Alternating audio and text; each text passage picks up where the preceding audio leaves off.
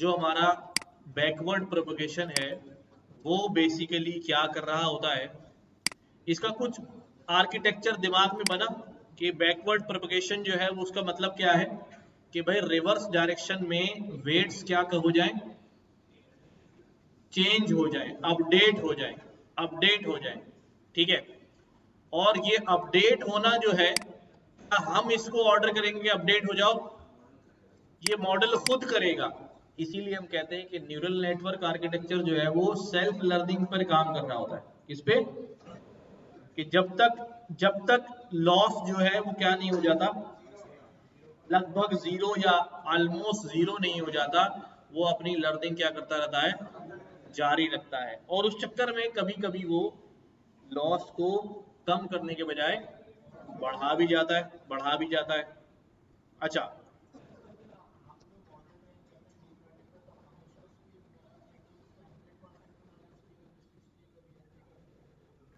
यही बता रहा हूँ।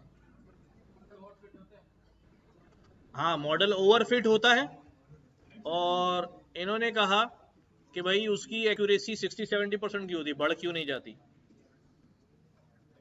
तो देखो, डेटा पे भी तो डिपेंड करता है ना, कि डेटा के अंदर जो रिलेशनशिप्स हैं, डेटा के अंदर जो नॉइज है वो कितनी कम है, कोरिलेशन कितने स्ट्रांग है। समझ रहे हो? अगर ये चीजें अच्छी होंगी तो डेफिनेटली एक्यूरेसी क्या होगी, ज्यादा होना शुरू हो जाएगी।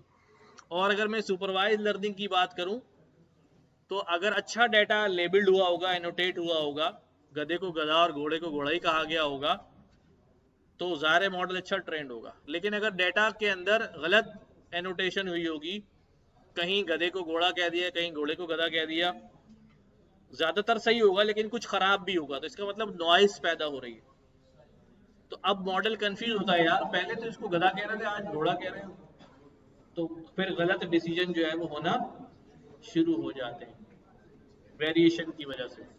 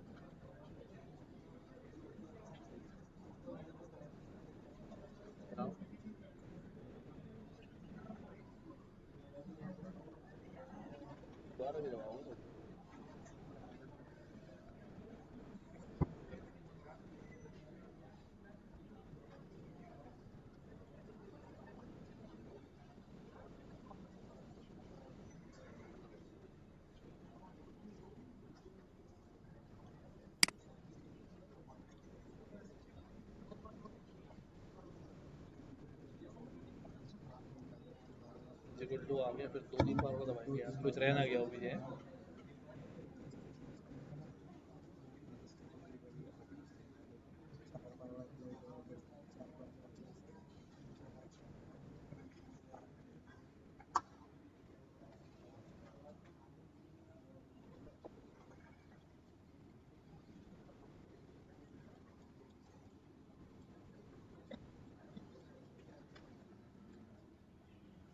अच्छा भाई, अब यहाँ से देखें ज़रा, कुछ चीज़ें नोट डाउन कर लीजिए, कुछ कीवर्ड्स कुछ हैं जो अपने जहन में रख लीजिएगा कि जब हम डीप लर्निंग पढ़ रहे हैं, तो डीप लर्निंग मशीन लर्निंग ही है।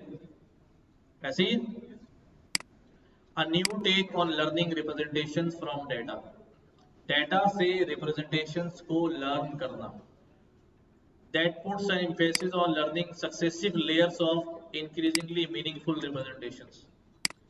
कि क्या होता है इसके अंदर, कई एक के बाद एक लेयर लगा देते हैं जो काम की रिप्रेजेंटेशन लर्न करते हैं। अब ये रिप्रेजेंटेशन जो मैं बार बार कह रहा हूं, इसका मतलब क्या होता है, इसको आप यूं समझ लें कि जैसे जैसे डाटा लेयर्स के अंदर से गुजरता जाता है, तो इररेलेवेंट चीजें जिनका ताल्लुक टारगेट से नहीं होता वो सारी क्या करता जाता है, फिल्टर करता जाता है, उनको रोकता जाता है, सिर्फ वो डेटा ही आगे बढ़ाता जाता है जिसके अंदर जो उसे टारगेट के क्या ले जा रहा होता है, करीब ले जाता है। The deep in the deep learning is not a reference to any kind of deeper understanding achieved by the approach. तो डीप का मतलब ये नहीं कि कोई बहुत डीप अप्रोच है, बल्कि इसका मतलब क्या होता है कि idea of successive layers of representation, कि जितनी लेयर्स क्या करते जाते हैं, हम बढ़ाते जाते हैं, उतना ही मॉडल क्या होता जाता है, डीप होता चला जाता है। ठीक है। How many layers to contribute to a model of the data is called the depth of the model. कितनी layers ने contribute किया है, फॉर एग्जाम्पल मैंने 10 layers का मॉडल बनाया है, तो इसका मतलब मेरे मॉडल की डेप्थ कितनी है, Other appropriate names for the field could have been layered representations learning. अगर इसका नाम deep learning नहीं होता तो क्या होता, लेयर्ड रिप्रेजेंटेशन लर्निंग, या फिर इसका नाम होता hierarchical representations learning. Modern deep learning involve tens और even hundreds of successive layers of representations and they are learned automatically from the exposure to training data. जब ट्रेनिंग डाटा हम उसको expose करते हैं, उन लेयर्स में डालते हैं, तो वो लेयर्स ऑटोमेटिकली लर्निंग शुरू कर देती हैं। Meanwhile, other approaches to machine learning tends to focus learning only one or two layers of representation of data.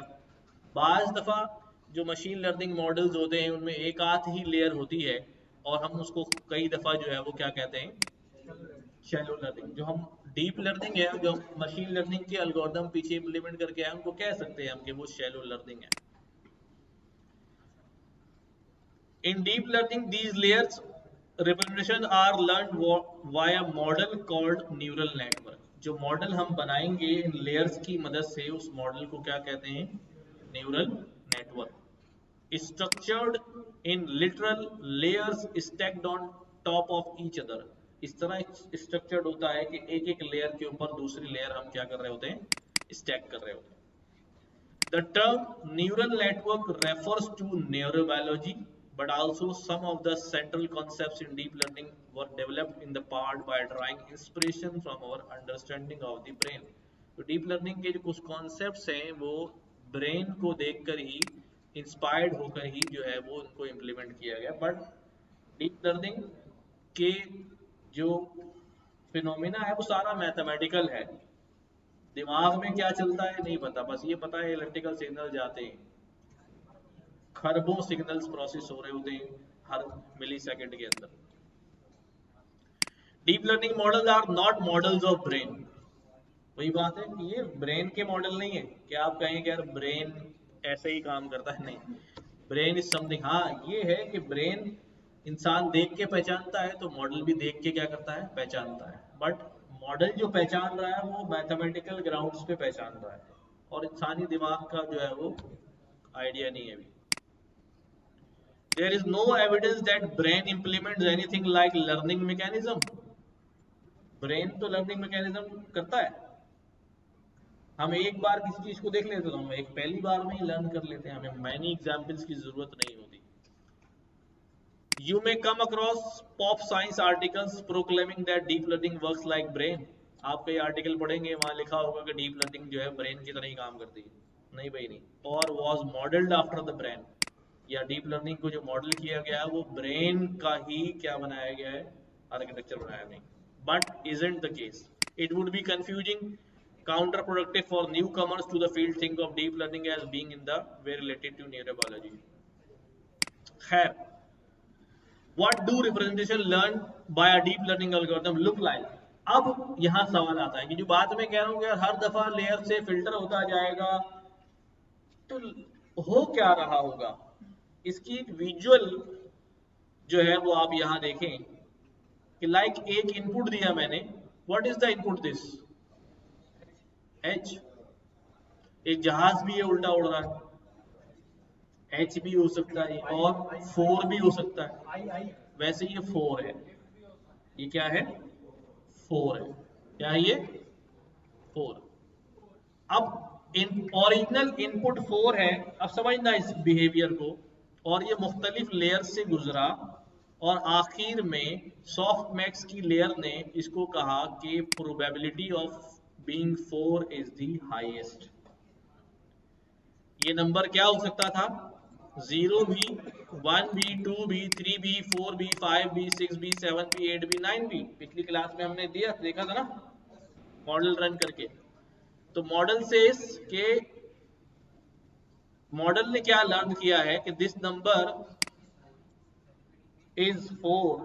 कैसे कहा इसने 4 है, क्योंकि 4 की प्रोबेबिलिटी इन 10 प्रोबेबिलिटीज में सबसे ज्यादा आ रही है। वही लेयर्स के दरमियान लर्न करके। हाँ,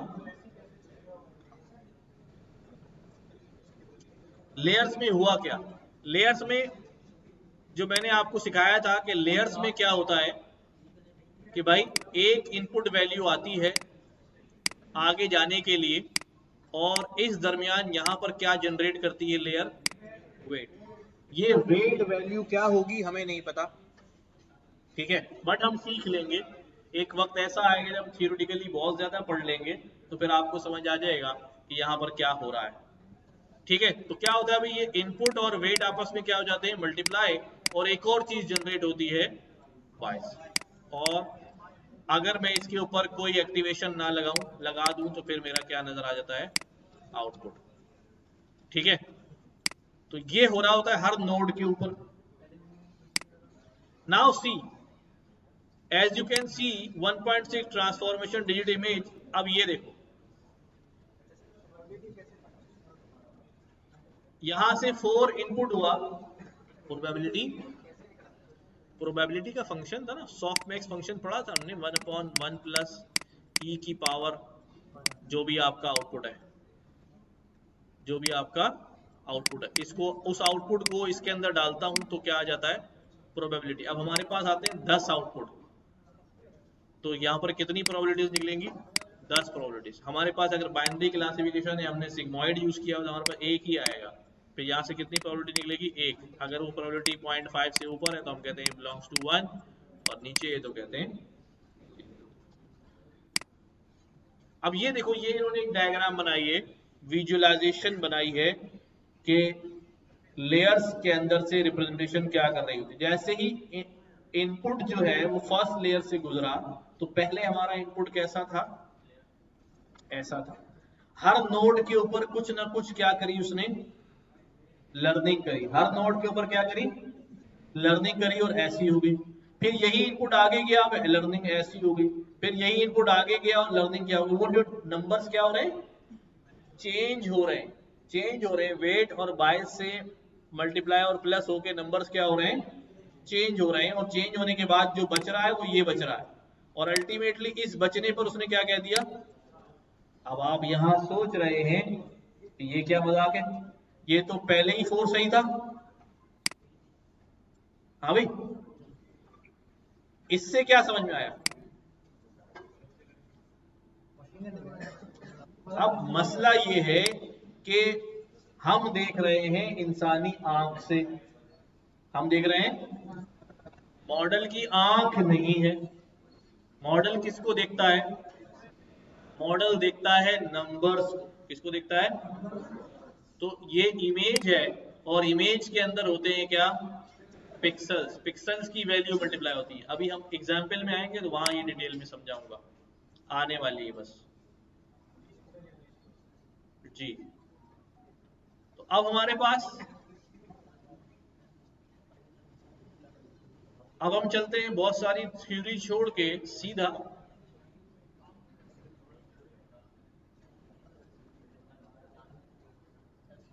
ये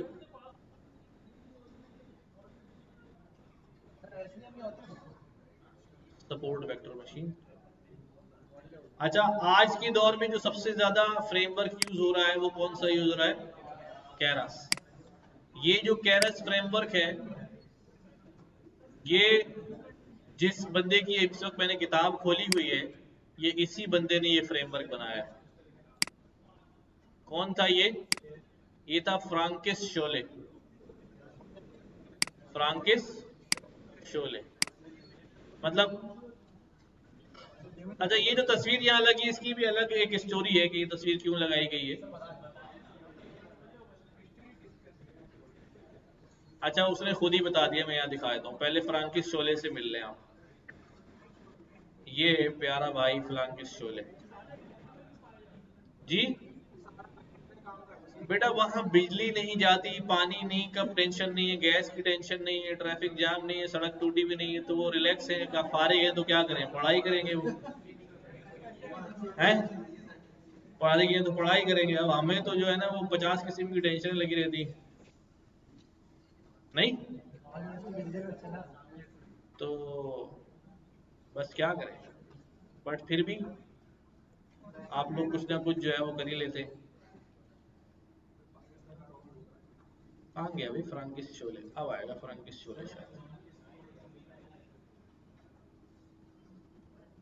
क्या रखा है अमेरिका में, ये है फ्रांकिस शोले।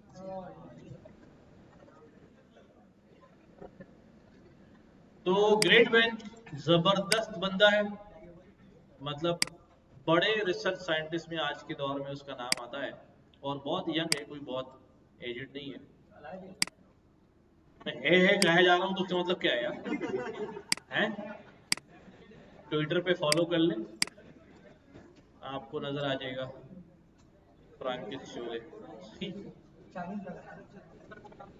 और कितने साल का हो गया अभी, 36 साल का हो गया। तो हाँ, मेरी किस्मत में तुम लोग ही हो। अब सही है।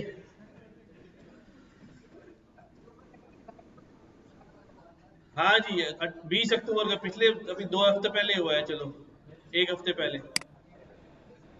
हैं। 1989 में 36 का हो गया था, नहीं भाई वो पैदाइश आ रही है। 89 में 36 का था, तो अभी तो 100 साल का हो जाएगा। 11, 25, 36 साल हो जाएंगे, 89 की पैदाइश है।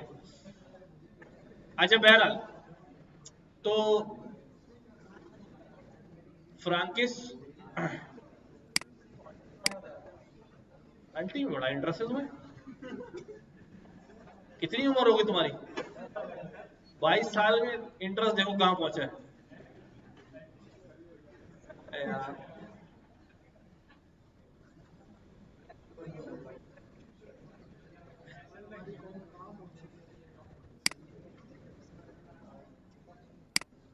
अच्छा भाई, अब देखो, अब हम अब हम क्या करने जा रहे हैं, समझना भाई, काफी डिटेल है, काफी डिटेल है, बट इस एक ही एग्जाम्पल के अंदर आप बहुत सारी चीजें जो है वो सीख जाएंगे, एटलीस्ट नेटवर्क के बारे में, प्रैक्टिकल कि हमें इम्प्लीमेंट कैसे करना है, उसका बैक एंड कैसे वर्किंग कर रहा है, ये हम सारे एल्गोरिदम्स को मैं समझाऊंगा अलग से। अब ये है first look at neural network. मैं इसी को रन करता जाता हूं, और आप लोग भी कोशिश करें साथ साथ जो है अपने पास। आप क्या करेंगे, एनाकोंडा प्रॉम्प्ट खोल के अपने पास इंस्टॉल कर लेंगे, पिप इंस्टॉल टेंसर फ्लो। अच्छा, इसकी मैं कहानी सुना रहा था, ये जो फ्रैंकिस शोले है, ये 2015 में गूगल की ब्रेन टीम का पार्ट था। गूगल ब्रेन टीम में 200 लोग काम करते थे, और गूगल ने दुनिया भर से जहां जहां एक्सीलेंट मैथमेटिशियंस और कंप्यूटर साइंटिस्ट थे उनको हायर किया, और उसने ब्रेन टीम बनाई। एंड दैट ब्रेन टीम, उसने जो है कई साल मेहनत करके ये deep learning framework tensor flow जो है बनाया, ये उसका पार्ट था। फिर टेंसर फ्लो में जो काम करना था वो बड़ा मुश्किल था। जब पहली बार टेंसर फ्लो आया, ये तकरीबन बात है 2015 की, तो जब मैं टेंसर फ्लो पढ़ रहा था, तो मेरा तो दिमाग ही उलट गया, ये क्या मजाक चल रहा है।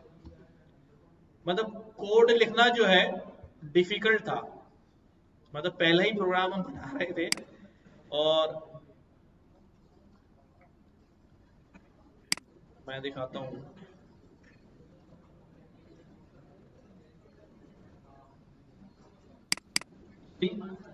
ये टेंसर फ्लो की बुक है और निशांत शुक्ला इसके राइटर थे। ये पहली बुक थी जो टेंसर फ्लो पर आई थी मार्केट के अंदर उस वक्त, ठीक है। और यू विल सी कि मैं सिर्फ आइडिया दिखा दूं आपको कि टेंसर फ्लो में कोड जो है वो जरा वक्री टाइप का, मतलब बेसिकली ये लो लेवल थोड़ी सी लेंथ फ्रेमवर्क था। लो लेवल समझते हैं, जरा कंट्रोल ज्यादा होता है, हार्डवेयर के जरा करीब होता है, तो लिखना भी ज्यादा पड़ता है, कॉम्प्लेक्सिटी अच्छी खासी होती है। लेकिन आप अच्छा काम कर सकते हैं अगर आप रिसर्च का काम कर रहे हैं तो। लेकिन अगर आप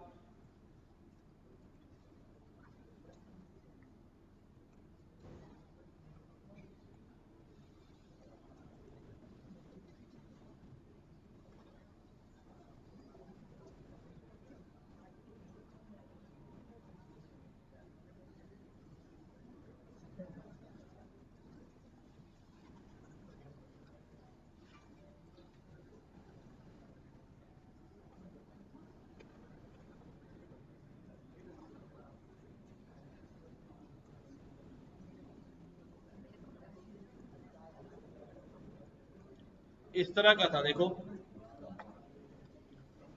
अब इसके अंदर सिर्फ क्या हो रहा है कि दो मैट्रिसेस हैं। We will use numpy matrix in TensorFlow. हमने मैट्रिक्स डिफाइन किया, मैट्रिक्स बनाया, फिर एक और मैट्रिक्स डिफाइन किया, फिर एक कांस्टेंट बनाया।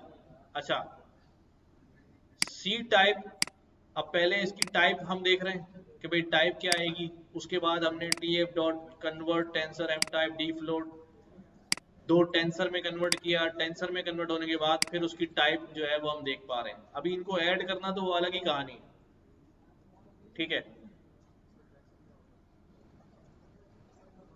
हाँ, टेंसर इज नथिंग। इस वक्त टेंसर जो है, बेसिकली टेंसर भी एक बायोलॉजिकल वर्ड है। और मैंने बहुत अरसे पहले पढ़ा था, जब मैं भी सोच रहा था कि वाई इज वर्ड टेंसर क्या है, तो कि यही था कि भाई मैट्रिक्स जो होता है उसे टेंसर कहते हैं, या टेंसर का नाम दिया गया है। तो बेसिकली टेंसर जो है वो क्या है, बायोलॉजिकल टेंसर की बात करें तो जो ब्लड का फ्लो है, फ्लो ऑफ ब्लड जो होता है वेसल्स के अंदर, वेन्स के अंदर जब हमारा ब्लड फ्लो कर रहा होता है, तो उसके लिए भी वर्ड टेंसर का इस्तेमाल करते हैं, ठीक है। तो ये वहां से इंस्पायर किया गया, ब्रेन के अंदर भी सिग्नल्स जो क्या हो रहे होते हैं, फ्लो हो रहे होते हैं, उनको भी टेंसर्स कहते हैं। तो हमारे नेटवर्क में भी डाटा क्या हो रहा है, मॉडल में फ्लो हो रहा है फॉरवर्ड रिएक्शन। तो basically tensor is a data matrix, और एक मैट्रिक्स, दो मैट्रिक्स, ये सारी सिर्फ लीनियर अलजेब्रा ही परफॉर्म हो रही है। क्या हो रही है, लीनियर अलजेब्रा ही परफॉर्म हो रही है। मैट्रिसेस आपस में क्या हो रहे हैं, ऐड सब्ट्रैक्ट हो रहे हैं, और रिजल्ट जो है वो जनरेट हो रहे हैं। तो इसीलिए इसका नाम जो है वो टेंसर फ्लो रखा गया। तो फ्रांकिस शोले ने क्या किया, फ्रांकिस शोले जब छुट्टियों पे गया ना, हम लोग छुट्टियों पे घूमने चले जाते हैं ना, वो छुट्टियों पे गया और उसको ये बात पता थी कि जो एप्लीकेशन डेवलपमेंट है वो टेंसर फ्लो वाले लेवल पे मुश्किल हो जाएगी। वाकई मुश्किल हो रही थी। मैं 2015 की बात कर रहा हूँ कि हम एक बड़ा कोड लिखना चाह रहे हैं, बड़ा मॉडल लिखना चाह रहे हैं, या मैं सिर्फ दो नंबर्स को ऐड सब्ट्रैक्ट कराने में ही जो है ना वो पेज भर जा रहा है। तो बड़े मॉडल्स के ऊपर काम करने में तो बहुत ज्यादा कोड लिखना पड़ेगा। और जो यूजर है, यूजर एंड पे जिसने क्या करना है, प्रोडक्ट क्या करनी है, डेवलप करनी है, उसको इतनी कॉम्प्लेक्सिटी में नहीं डाला जाए, ठीक है। उसको क्या किया जाए, उसको आसानी दी जाए ताकि वो बस चीजें यूटिलाइज करे और डेवलप करे। तो उसने जो है अपनी छुट्टियों में क्या किया, उसी ने टेंसर फ्लो में कोडिंग लिखते लिखते उसने क्या केरास का पैकेज बना दिया। और पहले टेंसर फ्लो अलग थी और केरास जो है वो अलग चल रही थी। फिर गूगल को थोड़े टाइम बाद समझ में आ गया कि भाई ये केरास ही काम करेगी, तो फिर गूगल ने उससे केरास क्या कर लिया, परचेज किया और फिर उसको पार्ट बना दिया किसका, टेंसर फ्लो का। अब आप यूज केरास ही करेंगे लेकिन पहले क्या लिखेंगे, TensorFlow then dot Keras. हाँ नहीं, देखो मैंने कहा ना, जो लोग इस पे काम करते हैं, हम एप्लीकेशन डेवलपमेंट पे काम कर रहे हैं ना, हमारा फोकस अभी एल्गोरिथम इम्प्रूवमेंट्स और रिसर्च का नहीं है। बट जो लोग पीएचडी कर रहे होंगे, जो लोग रिसर्च कर रहे होंगे, ठीक है, उनके लिए टेंसर फ्लो बहुत अच्छा है। ठीक है, क्योंकि वो चीजें उसमें जाके क्या कर सकते हैं, चेंज कर सकते हैं ना। बट केरास लेवल पे चीजें जो उसने डिफाइन कर दी हैं, जो फंक्शन लिख दिए वो वैसे ही आएंगे, और जो चीज इनपुट भेजनी है वैसे ही भेजनी पड़ेगी। तो वेल, अब हम यहाँ पर एक एग्जाम्पल करने जा रहे हैं, और ये एग्जाम्पल है handwritten digit classification example. कौन सी एग्जाम्पल है, handwritten digit classification example. और ये मल्टी क्लास प्रॉब्लम है। क्या है, multi class classification problem. Multi class classification क्या होती है, जिसमें दो से ज्यादा क्लासेस, बाइनरी में दो होती है, दो से ज्यादा हो तो मल्टी क्लास होती है। अब पहले इस डेटा के बारे में पढ़ लें। ये डेटा क्या कहलाता है, एमनेस डेटा सेट कहलाता है। टोटल 60,000 और 10,000, 70,000 इमेजेस हैं। क्या है, 70,000 इमेजेस हैं। और हर इमेज का साइज कितना है, 28 बाई 28। और हर इमेज पे क्या लिखा हुआ है, 0 to 9, 0 to 9, 10 कैटेगरीज हैं, ये लिखा हुआ है। And this is called the hello world of deep learning. तो आप पहला जो है वो काम करने जा रहे हैं। ये इमेजेस इस तरह की, वाई हैंड रिटन इमेजेस, इतना डाटा हाथ से लिखी इमेजेस का क्यों जमा किया गया, ताकि वैरायटी आ सके। अगर मैं मशीन से कहूंगा कि बस जीरो प्रिंट निकाल दो, था सर 7,000 जीरो प्रिंट निकाल दो, तो एक ही तरह के निकलेंगे। ठीक है, बट हैंड रिटन डिजिट में क्या होगा, everyone has different hand writing, तो वैरायटी जो है वो क्या हो जाएगी, ज्यादा से ज्यादा क्रिएट हो जाएगी। अब देखो ये भी तो फोर किसने लिखा ही है ना, जिसे हम जहाज समझ रहे थे। हाँ, तो अब पहला काम मुझे क्या करना है, कर लिया एनाकोंडा प्रम पे टेंसर फ्लो इंस्टॉल। ठीक है, चलने दो, जब तक चलने दो। यस, जितना अच्छा हो उतना अच्छी बात है। मिनिमम यार 8 GB रैम तो होनी चाहिए सिस्टम में।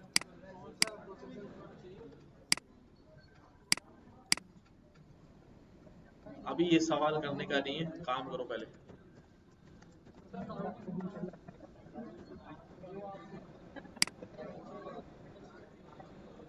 किसके,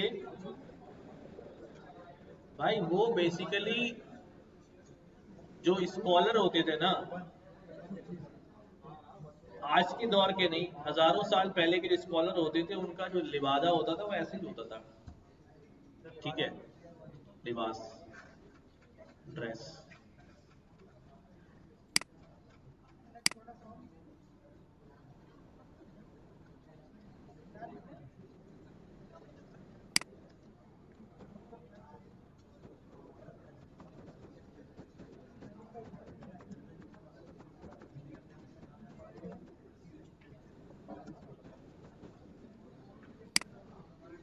अच्छा भाई, जब आपके पास टेंसर फ्लो इंस्टॉल हो जाएगा, सुनो भाई, तो कुछ बुनियादी डेटा सेट्स हैं, कुछ बेसिक डेटा सेट्स हैं, वो उसके साथ पैक होके ही आ जाते हैं। हमें कहीं एक्सटर्नल सोर्स से डाउनलोड करने की जरूरत नहीं होती।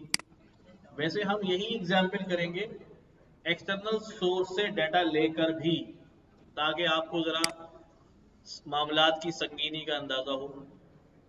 क्या करने लगा हूं मैं, मेरे पास अपने कहा भाई फ्रॉम टेंसर फ्लो, देखो जरा, from tensor flow dot Keras dot data sets, यहां से इंपोर्ट करके ले आओ कौन सा डेटा, एमनेस्ट का। ये आप अगर आप ढूंढेंगे यहाँ पर जहां इंस्टॉलेशन होगी तो यहाँ कहीं आपको जो है वो नजर आ जाएगा।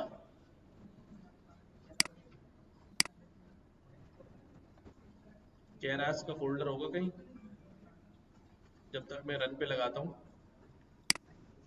तो एमनेस्ट जो है इंपोर्ट किया हमने,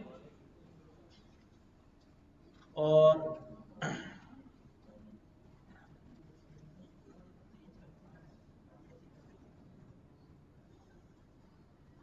चलो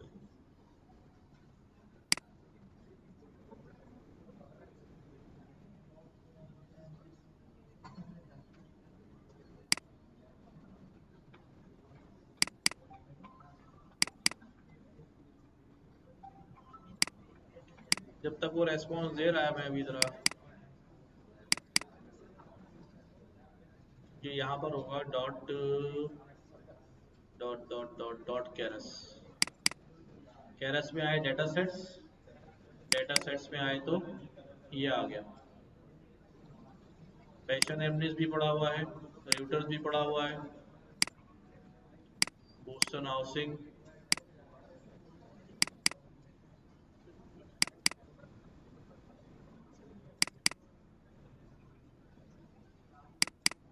तो ये पैक्ड आ जाता है जैसे ही आप इंस्टॉल करते हैं। अब मैंने क्या करना है, एमनेस्ट जो है उस वो लोड डेटा का एक फंक्शन देता है, वैसे तो ये लिखा हुआ है, मैं यहीं से कॉपी करता हूं।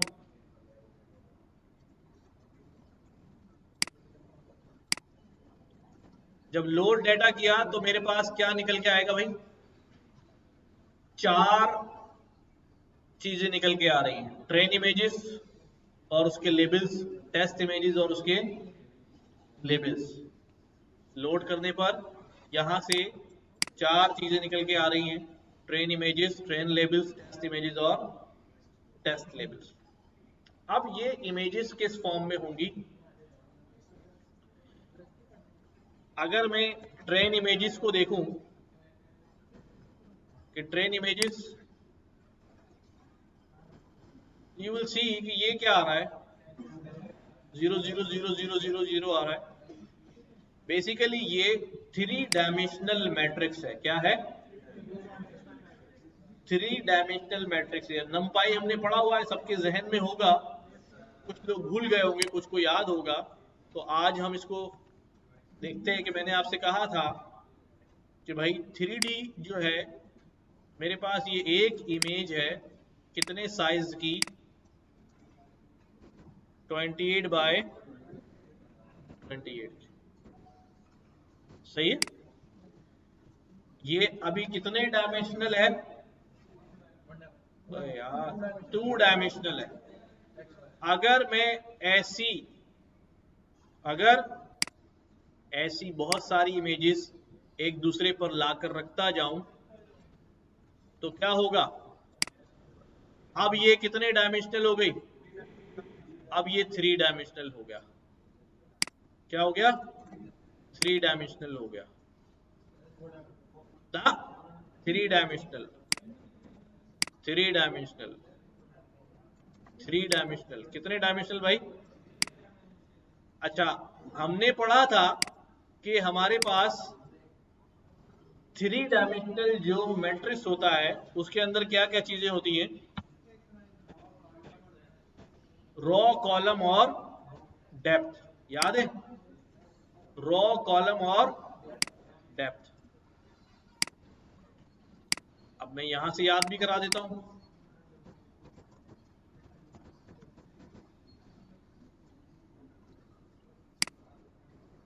याद करो, ये क्या है भाई, ये इसकी नंबर ऑफ रॉस कितनी है, 3, कॉलम कितने हैं, 3, डेप्थ कितनी है, 3, चाहिए। और इस वाले की अगर बात करूं तो नंबर ऑफ रॉस कितनी है, कॉलम कितने हैं और डेप्थ कितनी है, 3। तो इसी तरह से अभी इस सिनारियो में मेरे पास डेप्थ कितनी है भाई? 5 है 4 है? 1 2 3 4 5, 5 डेप्थ है और 28 बाई 28। अच्छा, चूंकि मेरे ट्रेनिंग डेटा सेट में कितनी इमेजेस हैं? 60,000 इमेजेस ट्रेनिंग में। तो इसका मतलब ऐसी कितनी इमेजेस रखी होंगी? हाँ, 60,000 रखी होंगी। ये यहां तक कहीं पहुंच जाएगा और यहां से यहां तक की डेप्थ कितनी हो जाएगी?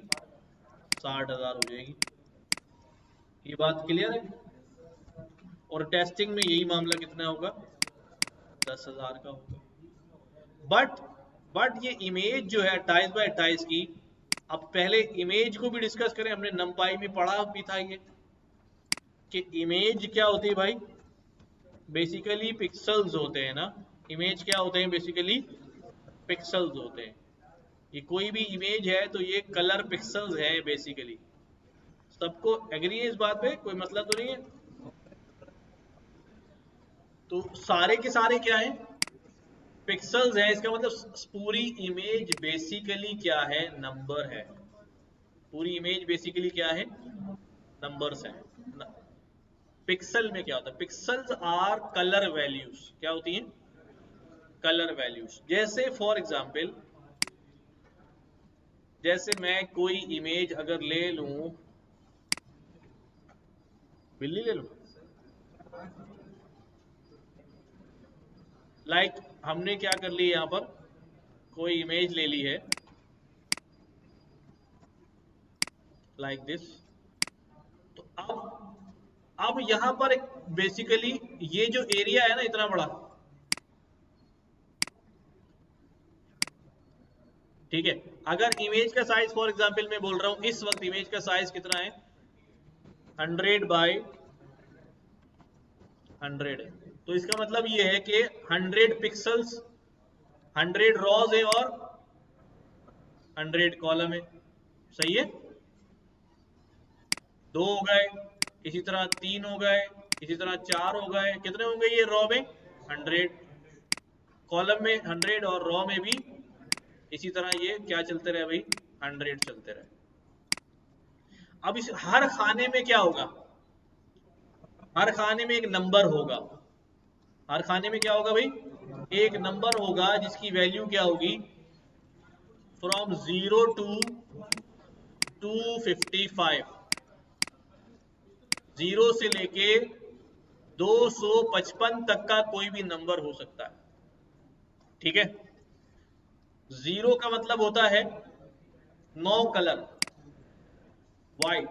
व्हाइट होता है ना, ब्लैक होता है। और 255 का मतलब होता है शार्प व्हाइट कलर। अच्छा, हाँ, ब्लैक होगा। Grey scale is something else. ठीक है?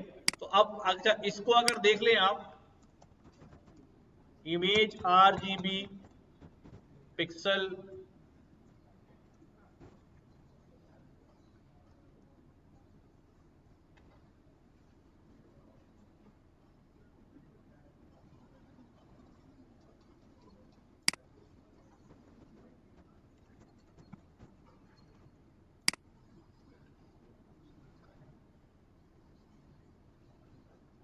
सी यहां पर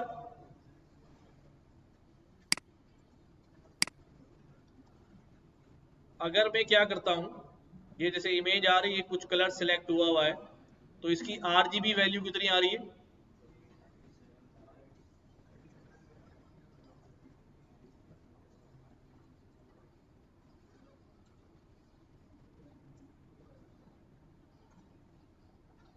ठीक है? जैसे जैसे मैं मूव कर रहा हूं, क्लिक करूंगा, यहाँ RGB वैल्यू क्या हो जाएगी? चेंज हो जाएगी। चेंज हो जाएगी। चेंज होती रहेगी। जगह जगह पे क्या हो जाएगी भाई? चेंज होती रहेगी। ठीक है? तो अब हमारे पास बेसिकली यहां पर क्या दिया? मैं पूरी इमेजेस नहीं देखता हूं, मैं पहले इसका शेप चेक करता हूं। How many, what is the shape? क्या शेप है भाई? 60,000 इमेजेस हैं और हर इमेज में 28 रो और 28 कॉलम है। ओके, और यही टेस्ट के लिए क्या आएगा, 10,000 इमेजेस हैं और 28 कलर नहीं, 28 पिक्सल हैं।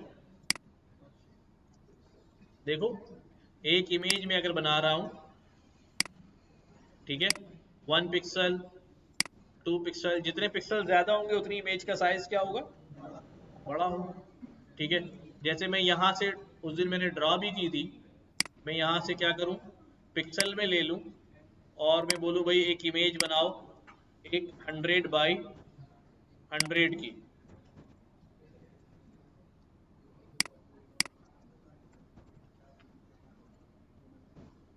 अब ये इतनी बड़ी है 100 बाई 100 पिक्सल।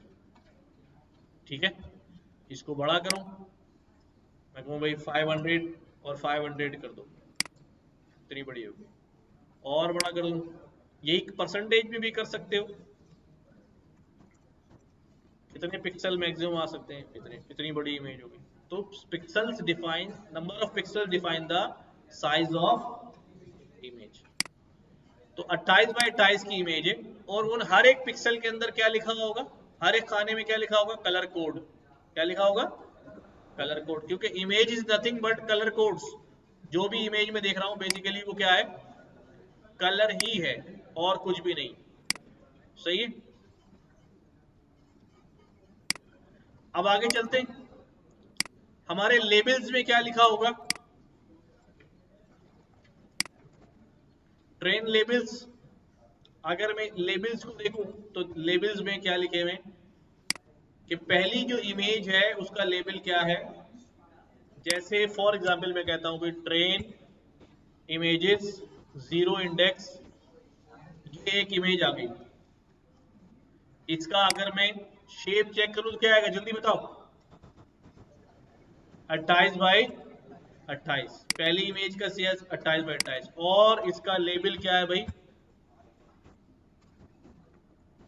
5। ये इमेज 5, इसको अगर प्लॉट कर लूं तो यू विल सी कि वहां पर क्या बना हुआ आ रहा होगा, 5 बना हुआ। प्लॉट कर ले इसको,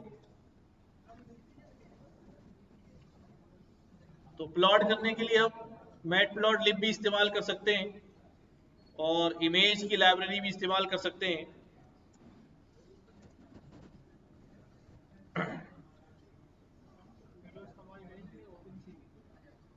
कोई सी भी इस्तेमाल कर लो, कोई कैद नहीं है यार।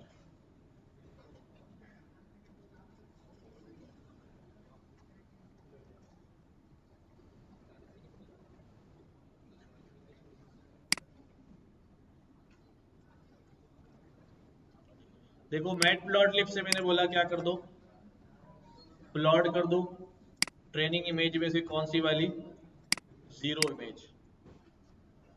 तो क्या आ रहा है भैया, किसी मेरे ऐसे बंदे ने 5 लिखा है, लग रहा है 5, चलो तो फिर लग रहा है तो अच्छी बात है। हाँ, चलो जो भी है, बहरहाल इसका लेबल क्या है, 5। तो ये बेसिकली क्या है, 5 है। ठीक है, तो कोई सी इमेज भी उठा लूं, ट्रेन में इमेज 1 उठा के चेक करूं, 1 का लेबल क्या है, 0 है। तो 1 का लेबल 0 है और यहां पर 1 दे दूं तो देखता हूं 0 कैसा लिखा हुआ है। ठीक है, तो लेकिन हमारे पास ये इमेज नहीं आई है, हमारे पास ऑलरेडी क्या आया है, पिक्सल्स की वैल्यू आई है इन फॉर्म ऑफ मैट्रिक्स। लेकिन जब हमारे पास ये इमेज पिक्सल की फॉर्म में मैट्रिक्स में आई है तो हमारी आधी परेशानी तो खत्म हो गई, क्योंकि जो रॉ फॉर्म में इमेज रखी हुई होगी, सुन रहे हो सब लोग, जो रॉ फॉर्म में इमेज रखी होगी उस डेटा को लोड करना और उस इमेज से पिक्सल निकालना, उसकी 3 डायमेंशन एरे बनाना, ये एक हमारे लिए क्या है, नहीं इतना मुश्किल नहीं है, लेकिन बहरहाल हमें करना तो खुद ही पड़ेगा। चाहिए, खुद ही पड़ेगा। लेकिन अभी हमारे लिए हुआ है कि हमारी एरे जो है वो इमेज के अंदर ऑलरेडी, इमेज जो है वो एरे में आई हुई है।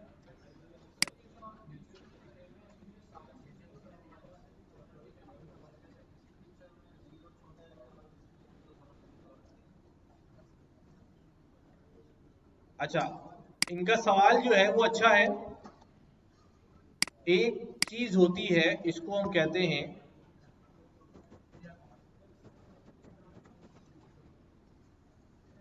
Hierarchical learning.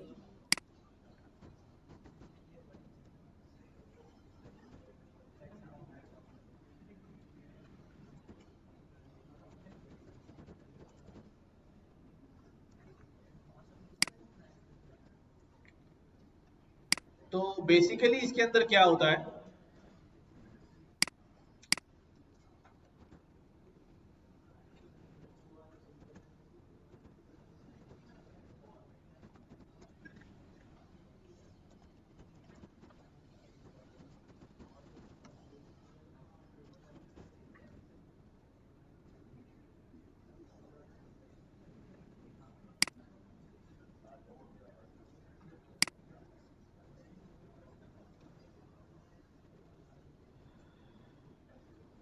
पूरा आर्टिकल लिख दिया।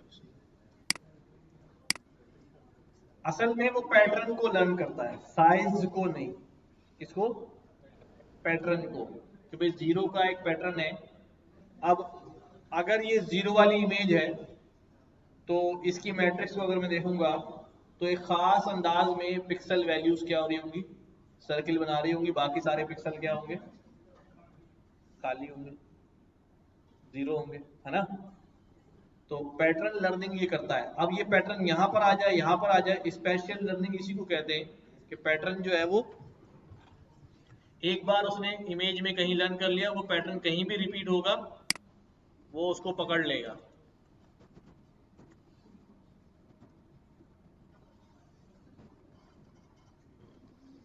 ये they can learn special hierarchies of pattern. इसकी एक अच्छी सी इमेज आती है, मुझे भी सामने नहीं आ रही।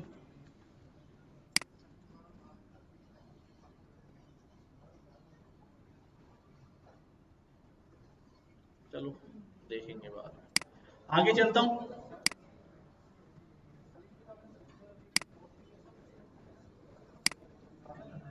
कौन से वाले? ये चेक कर लेते, इमेज कौन सी है, फर्स्ट इमेज है ना।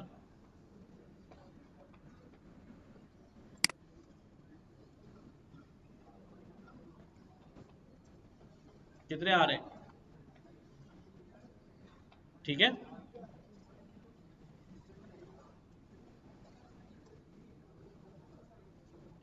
नहीं नहीं नहीं, ये पूरे पिक्सल है, यहाँ से जीरो से लेके कितने आ रहे हैं, 25, 26, 20, 28 रॉ में, और कॉलम में भी 0 से 28। ये पूरी इमेज है। ये जो छोटा सा नजर आ रहा है ना, ये एक पिक्सल है, ये पिक्सल है, सही है, ये पिक्सल है। आगे बढ़ते हैं। अब हमारे पास क्या हो गया भाई,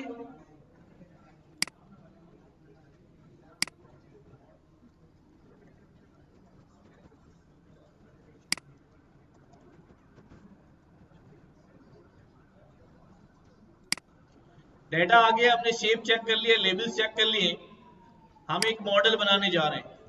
क्या बना रहे हैं? मॉडल। जरा तवज्जो दो इधर, यहां पर हमने क्या बोला भाई, from tensor flow import Keras, या नहीं भी करते डायरेक्ट टेंसर फ्लो से भी चल जाएगा। From tensor flow dot Keras import layers.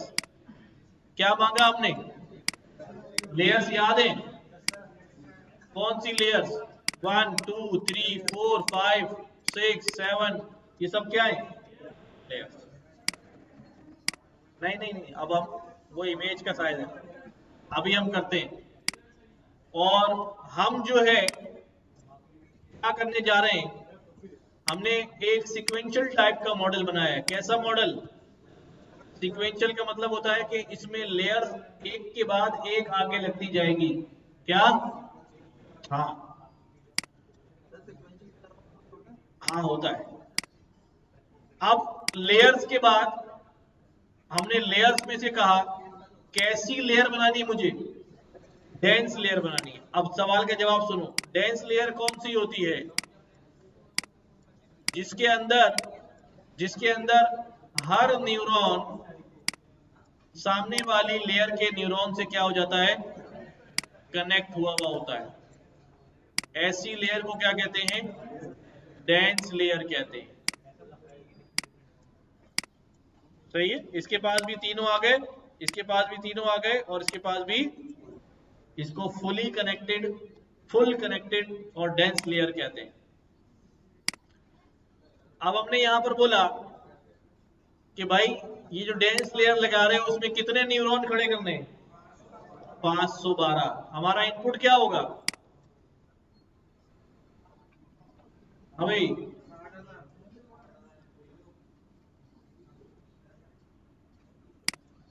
सोचो सोचो, इनपुट क्या होगा, जल्दी जवाब दो।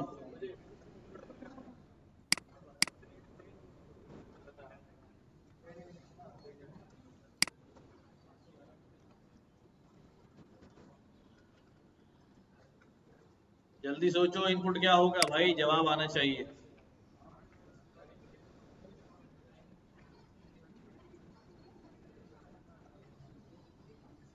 देखो ये मेरे पास एक पुरानी बुक है जिसके अंदर कैरास जो है वो अलग से इस्तेमाल हुई है। मैंने इसमें मार्क वार्क भी किए हुए चीजें। ठीक, मैं सिर्फ समझाने के लिए बता रहा हूं कि अभी टेंसर फ्लो का जिक्र नहीं है इसके अंदर ना। देखो इनपुट शेप कितनी है, 28 बाई 28 का मतलब क्या है, 784। यानी मेरे इनपुट में कितने न्यूरॉन्स होंगे, कितने एक्स होंगे, 784। ये ऐसे करके इसलिए लिखा है ताकि आपको याद रहे कि जितना साइज ऑफ इमेज है वही होगा। मैं इसको यूं लिख सकता हूं। और इस तरह लिखने का मतलब क्या होता है, जल्दी बताओ। इसकी शेप क्या है,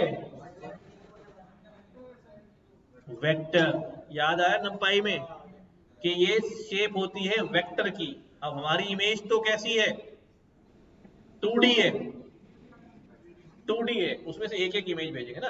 हमारी इमेज कैसी है, 2D है। और यहां पर हम इनपुट साइज कैसा डिफाइन कर रहे हैं, 1D डिफाइन कर रहे हैं।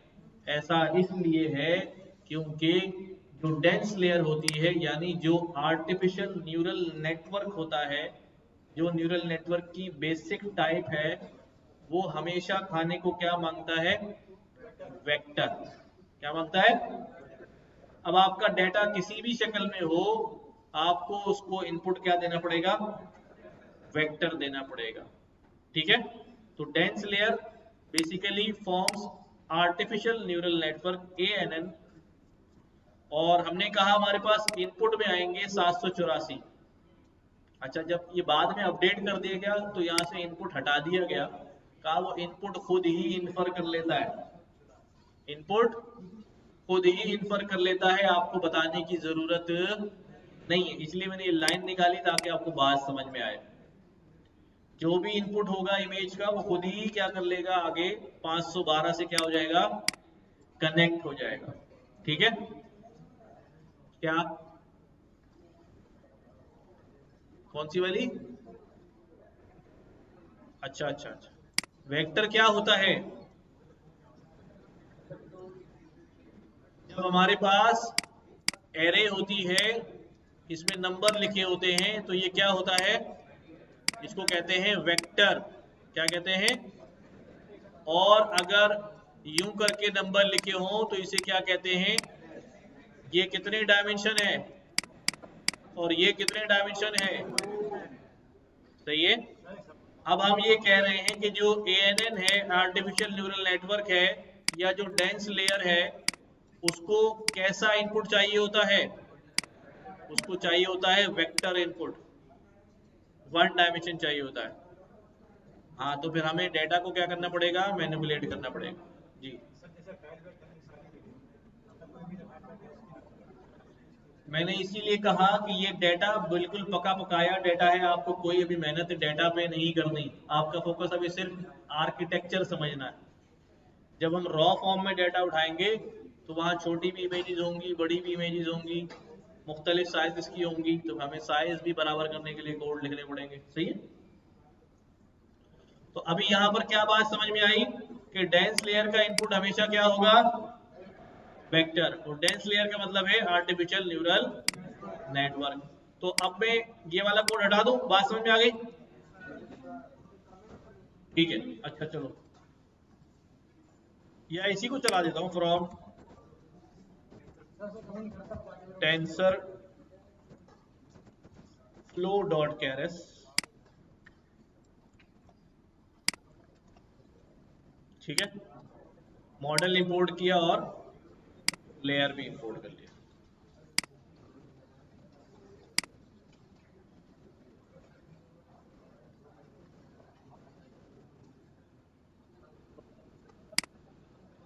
अच्छा, यहां पर आप एक चीज और देखो कि यहां पर लेयर्स की लिस्ट बना के डाल दिया है, और यहां पर बार बार अलग अलग क्या करिए, लेयर ऐड कराइए। तो दोनों पैरेलल है। ठीक है, दोनों क्या है, पैरेलल है। ये भी कह रहा है कि भाई आप ऑब्सलीट तरीका इस्तेमाल कर रहे हैं, कोई बात नहीं, चल तो गया। ठीक है, अब मैंने दोनों लिख दिए हैं, तो दोनों के पीछे क्या लॉजिक है ये याद रखना। ठीक है, अब ये हो गया मेरा नेटवर्क आर्किटेक्चर। इस नेटवर्क आर्किटेक्चर में कितनी हिडन लेयर्स हैं, हिडन लेयर्स कितनी हैं, हिडन लेयर्स कितनी हैं?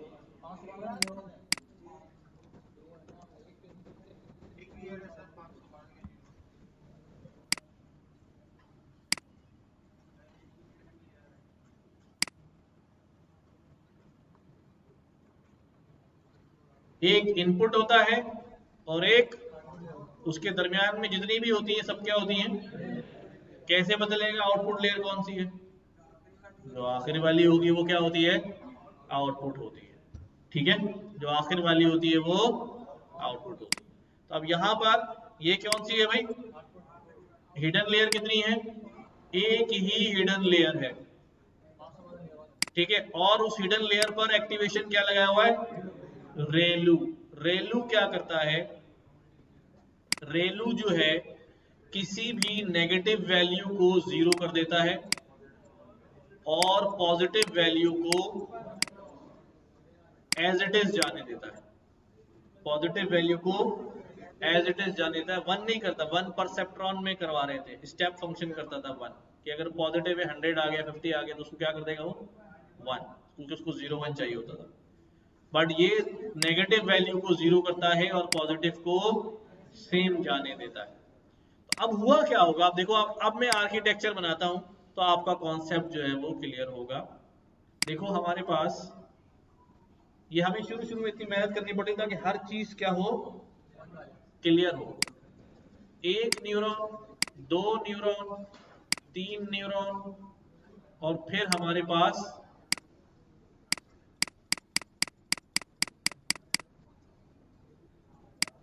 इस न्यूरॉन का नंबर क्या होगा,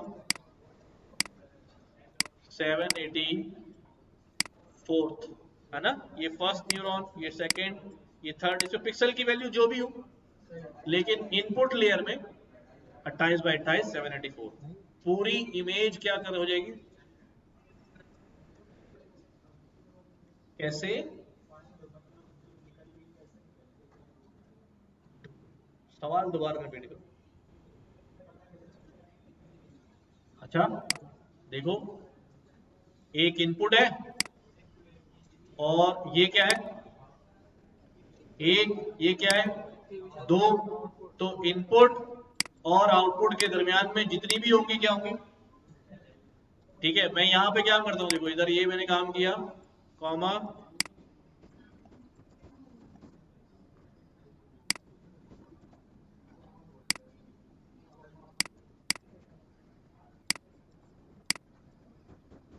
अब बताओ कितनी हिडन लेयर्स हैं, 1 2 3 4, और एक आउटपुट है, इनपुट कहीं से आ जाएगा, सही।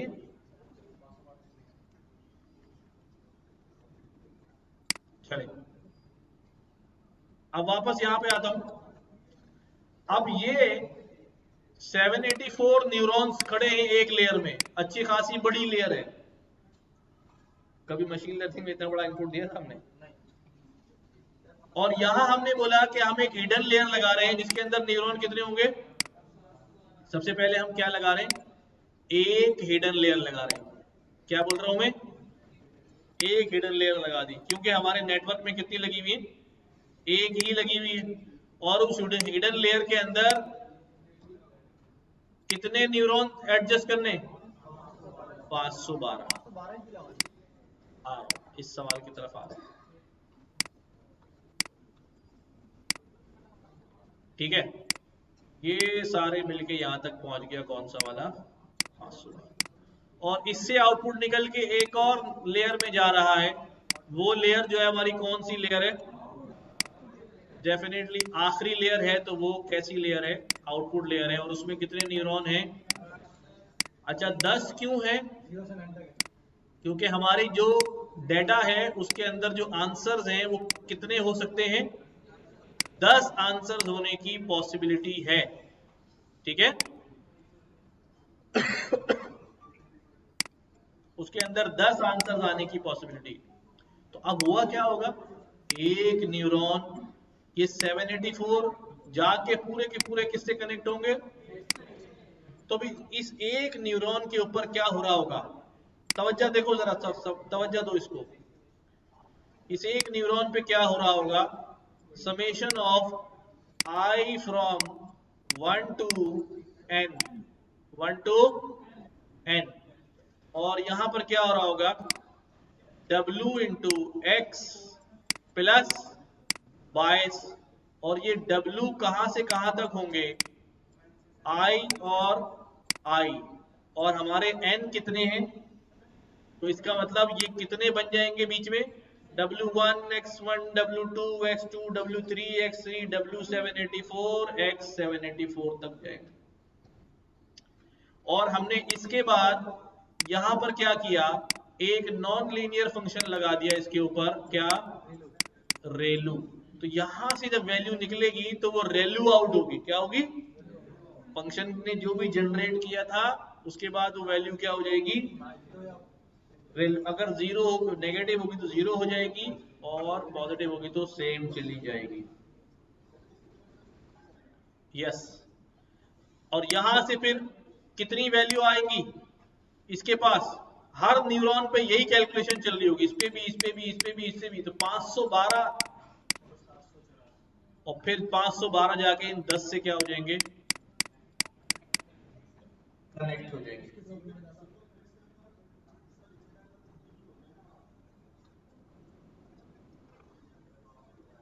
हमारी जो इमेज है वो बेसिकली ग्रे स्केल इमेज, उसके अंदर 0 to 255 भी है। अभी ये बात मैं भूल गया था, बीच में आई थी फिर मैं भूल गया। अच्छा ये बात समझ आ गई क्या हो रहा है। अब यहां आ जाओ, आखिरी वाली लेयर पे क्या एक्टिवेशन फंक्शन लगा दिया, सॉफ्टमैक्स लगा दिया, ताकि वो उनको प्रोबेबिलिटी में कन्वर्ट कर दे। क्या मैं यहां पर सॉफ्टमैक्स लगा सकता हूं, नहीं, क्योंकि यहां मुझे एक्चुअल नंबर्स चाहिए। ये मेरा नेटवर्क जो है वो रेडी हो गया, क्या हो गया जी, नेटवर्क रेडी। अब अगले स्टेप में क्या हो रहा है, अब मसला ये है कि मुझे, चलो ये भी पढ़ लो हाथ के हाथ, core building block of neural network कौन है, लेयर बी से क्या बन रहा है, न्यूरल नेटवर्क बन रहा है।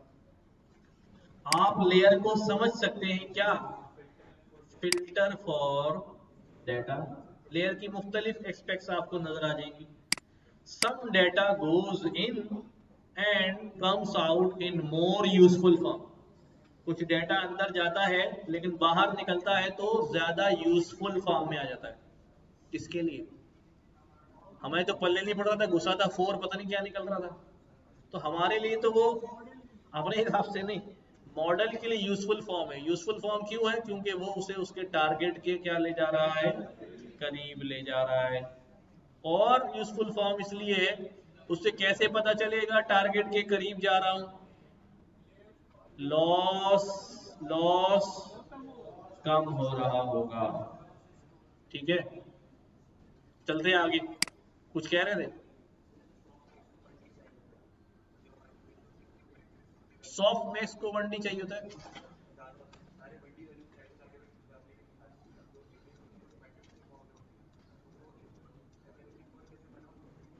अभी तो इनपुट दिया ही नहीं, अभी तो हमने सिर्फ बताया है नेटवर्क में 784 का इनपुट आएगा। अभी जब जाएंगे डाटा के अंदर, फिर वहां वहां पर कन्वर्ट करेंगे। हाँ हाँ, अभी देखो, अभी जाएगा। अच्छा, क्या टाइम हो गया? टाइम आउट हो गया, इसमें चला गया था, इसमें U12 में चला गया था ना।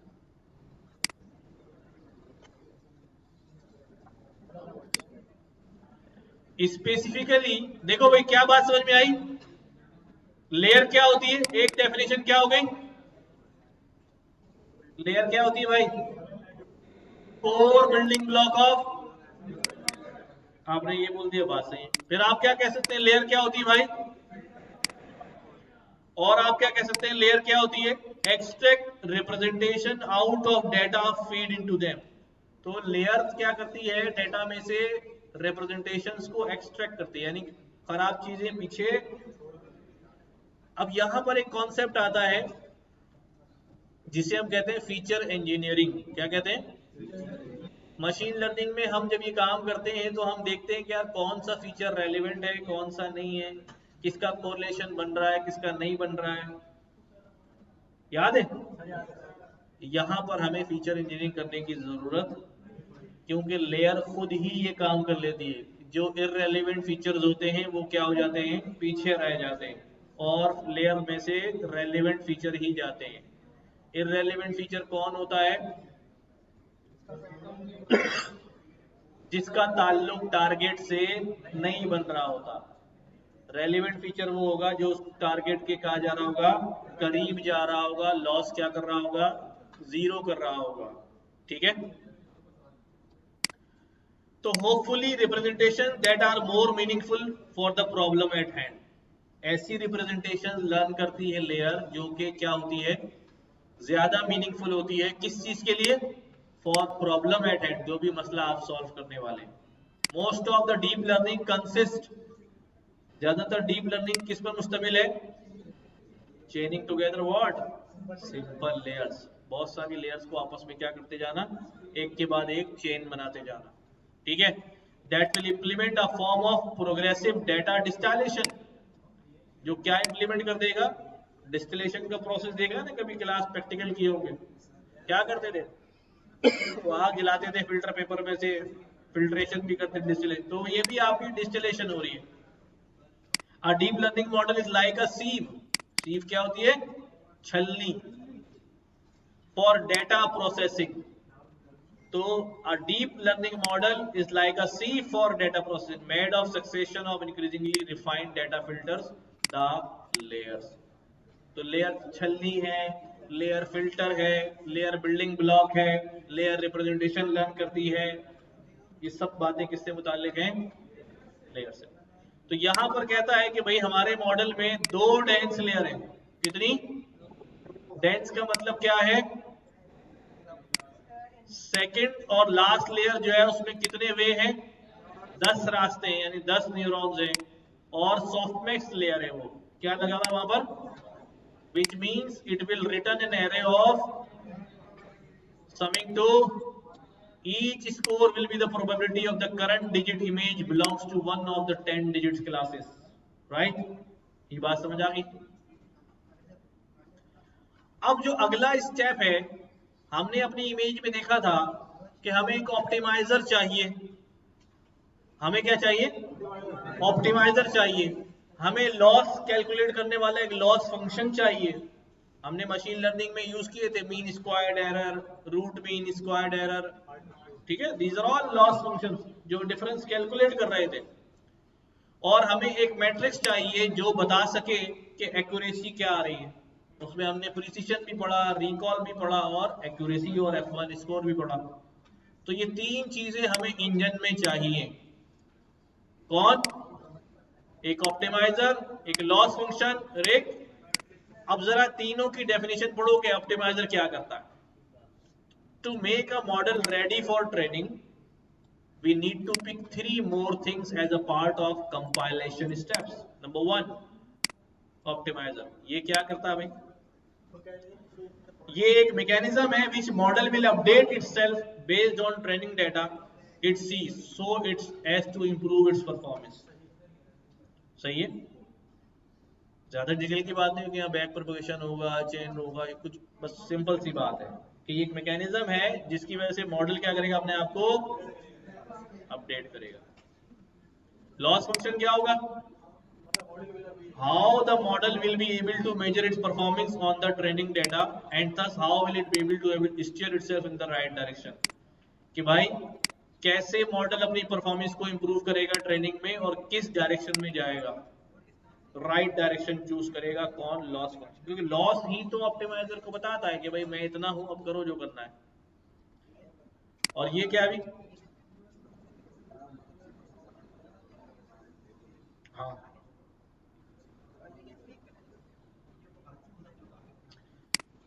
here we only care about accuracy, कि कितनी में से कितनी सही इमेजेस पकड़ी गई है ना।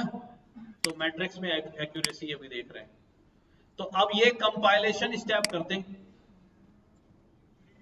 कंपाइलेशन स्टेप लगाया हमने, नेटवर्क बनाया, और नेटवर्क का इंजन असल में ये है। कौन है इंजन? असल में ये है, ठीक है। नेटवर्क का इंजन ये है, कंपाइलेशन।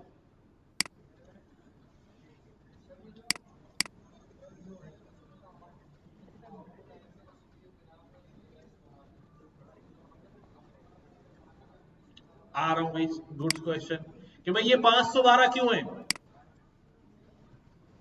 देखो, लेयर का जो साइज है ये मैंडेटरी तो नहीं है, बट कन्वेंशन है। क्या कन्वेंशन है? कि आप इसको 2 की पावर में रखेंगे। किसमें रखेंगे? 2 की पावर 0, फिर 1, क्या बन जाएगा? 1, 2, 4, 8, 16, 32, 64, 128, 256, 512, 1024। अच्छा, तो 512 ही क्यों लिया? ठीक है, 512 ही क्यों लिया?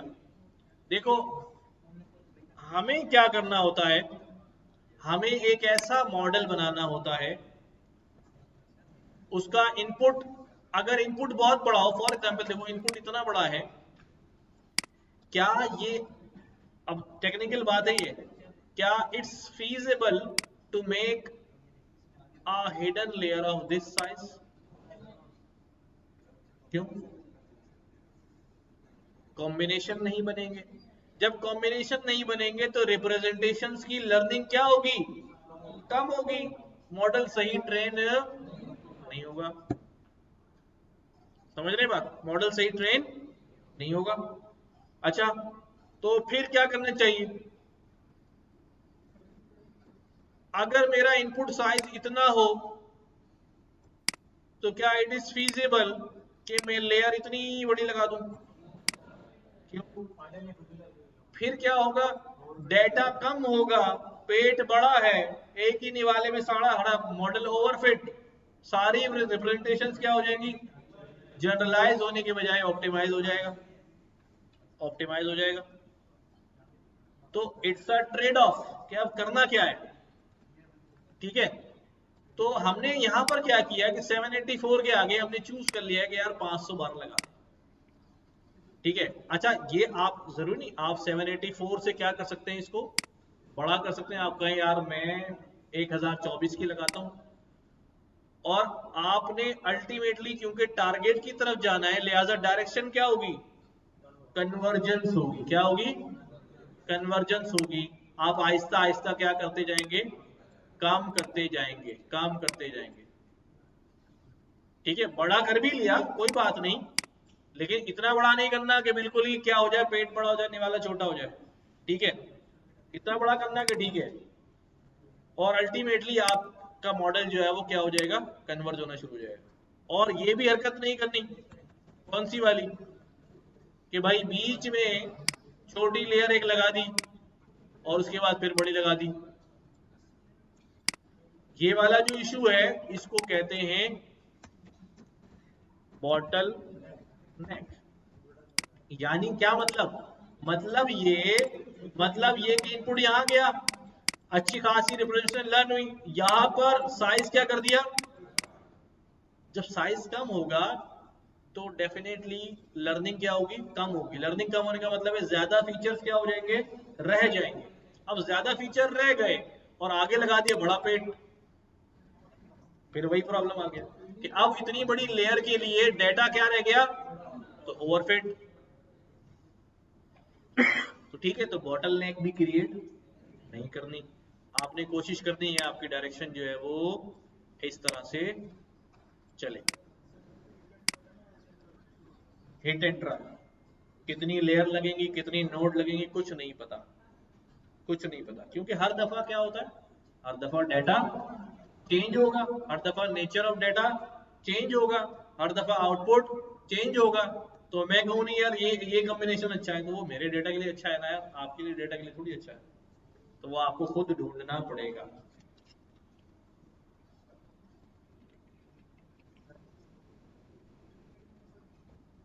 देखो, इस नेटवर्क में एक ही क्यों है। अच्छा, ये किताब के अंदर कोड लिखा हुआ है, तो उन्होंने हिट एंड ट्रायल करके टेस्ट किए होंगे, तो उन्होंने इस पे अच्छा रिजल्ट आ गया होगा, यही लगा दिया। हम एक बार इसको रन करेंगे और फिर इसकी शक्ल को बिगाड़ेंगे, हिडन लेयर बढ़ाएंगे, साइज बढ़ा देंगे, नोड्स बढ़ा देंगे, देखेंगे हमारा रिजल्ट इंप्रूव हो रहा है या डिक्रीज हो रहा है। तो उन्होंने ऑप्टिमाइज ही कोड लिखा होगा, मेरा ख्याल है ना। अच्छा, ये ऑप्टिमाइजर वाली बात समझ में आ गई। ठीक है, अब आते हैं यहां पर, तवज्जो दो भाई, बड़ा इंपॉर्टेंट पॉइंट आ गया है। हाँ, कंपाइल हो गया ना, नेटवर्क में इंजन फीड कर दिया हमने। ऑप्टिमाइजर हमारा इंजन है ना, बैक प्रोपगेशन करता है। अब यहां पर क्या किया देखो, ये कंपाइल और ये डेटा प्री प्रोसेसिंग है। समझो जरा इधर, हमारे पास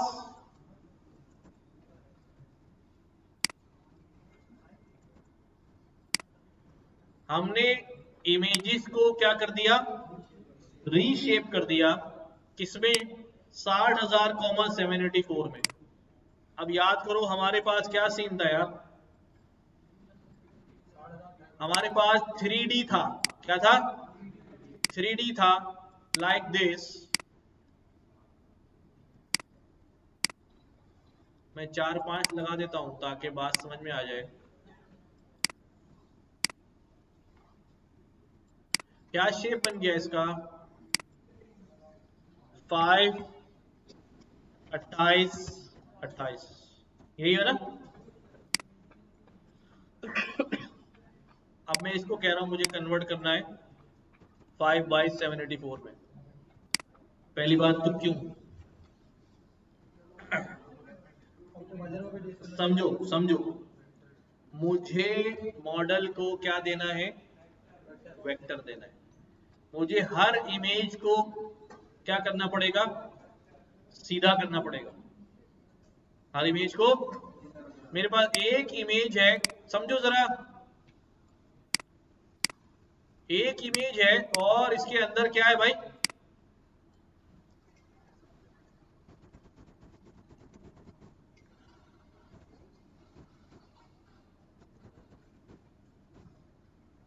अट्ठाईस यूं है और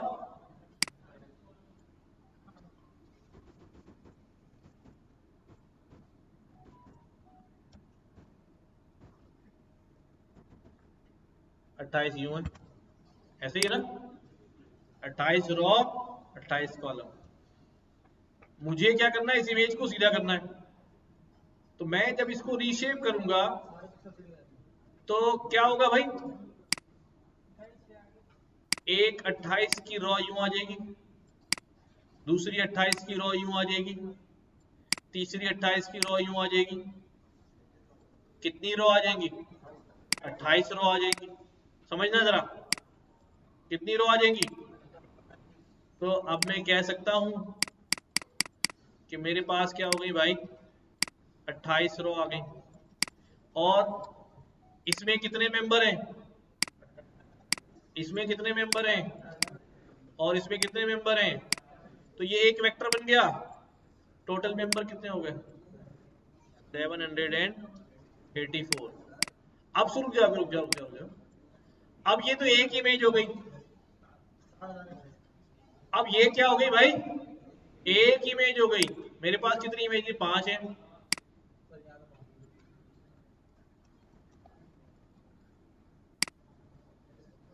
दूसरी इमेज आ गई, तीसरी इमेज आ गई, चौथी इमेज आ गई, पांचवी इमेज आ गई। अब शेप क्या बन गया, जल्दी बताओ। 5 रॉज 784 कॉलम्स। तो यही काम, अब यही मैंने रीशेप में देना है उसको। क्या बोलना है, 60,000 784 में क्या कर दो, कन्वर्ट कर दो। तो अल्टीमेटली 60,000 रॉस बन जाएंगे और हर रॉ में पूरी पूरी एक इमेज 784 बैठी होगी।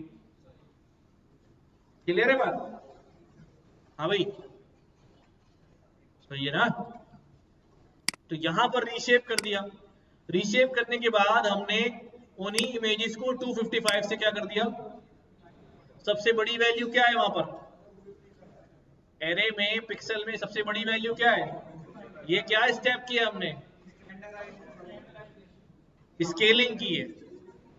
स्केलिंग मिन मैक्स नहीं करी, सिंपल स्केलिंग की है, डिवाइड बाय मैक्सिमम, ताकि हर वैल्यू 0 और 1 के दरमियान में आ जाए। इमेज की कॉलम को ट्रांसफॉर्म करके रॉ कैसे करूंगा भाई, कहां पर,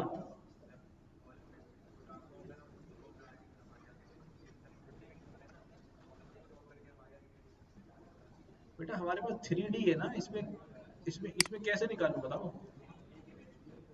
एक इमेज है मेरे पास, ठीक है, वो 28 बाय 28 की, इसको यूं भी करूंगा तो क्या रहेगी, क्या फायदा, फर्क क्या पड़ेगा,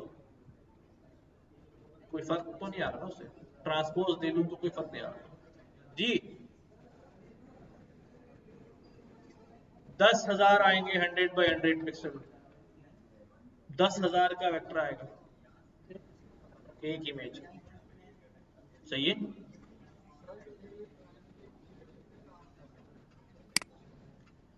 255 से डिवाइड क्यों कर रहे हैं, बात समझ में आ गई, ताकि इमेज के पिक्सल की वैल्यू 0 और 1 के दरमियान में आ जाए। यही काम टेस्ट के साथ भी कर दिया। अब आप देखोगे कि ट्रेन इमेजेस में जो 0 इमेज है, अगर उसको उठा लूं तो अब ये इस तरह की आ गया, सारे 0 नहीं होंगे, आगे डेसिमल में आ गए। अब इसको प्लॉट करूं तो 5 बनेगा क्या, डेफिनेटली नहीं बनेगा। अच्छा जी, नेक्स्ट स्टेप। अब मॉडल जो है वो क्या हो गया, डेटा हमने मॉडल के हिसाब से कर दिया है।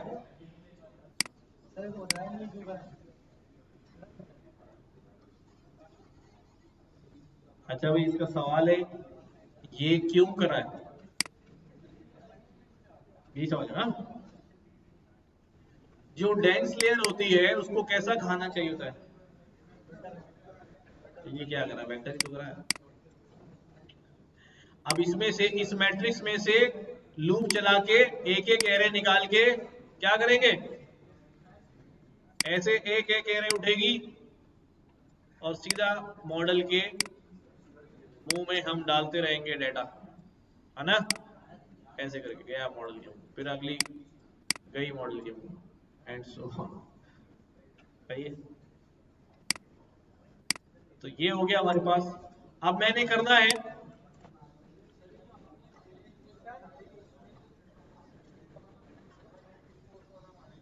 किसमें, ट्रेन इमेजेस में कितने कॉलम आ रहे हैं, ट्रेन इमेजेस,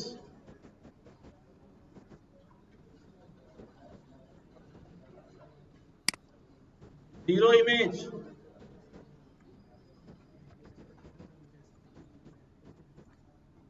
कितने कॉलम है,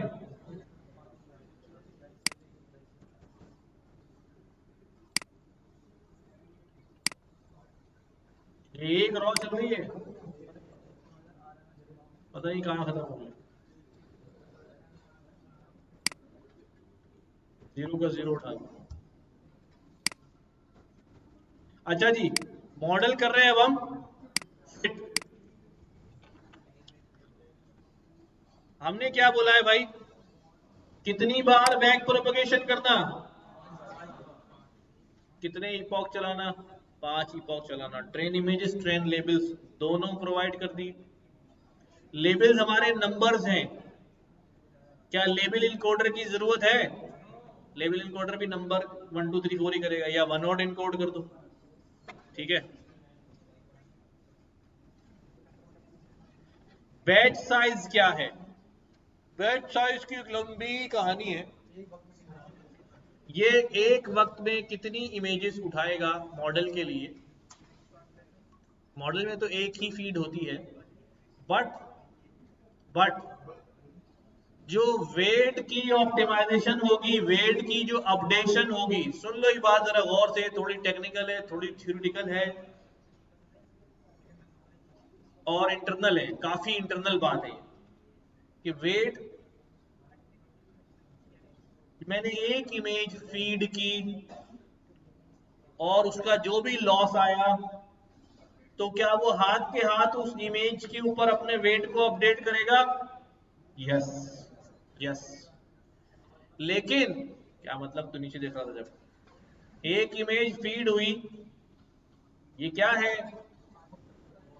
बोतल ने जवाब सही है, तुम इसे अगर कुछ और बोलते, रिमोट बोल देते, तो तुम्हें अपने वेट को क्या करना पड़ता, अपडेट करना पड़ता। तो हम ये कह रहे हैं मॉडल हर रिकॉर्ड के लिए, हर रिकॉर्ड के लिए वेट अपडेट करेगा, करेगा करेगा, डिफॉल्ट में करेगा। हाँ, लेकिन अगर मैं बैच साइज 128 का दे रहा हूं, तो वो पहले 128 इमेजेस को प्रोसेस करेगा एंड देन पूरे बैच के लिए क्या करेगा, एक बार ही वेट क्या करेगा, अपडेट करेगा। इससे फायदा क्या होगा, प्रोसेसिंग तेज होगी या स्लो होगी, तेज हो जाएगी, तेज हो जाएगी। अभी इसमें और बहुत सारी डिटेल है।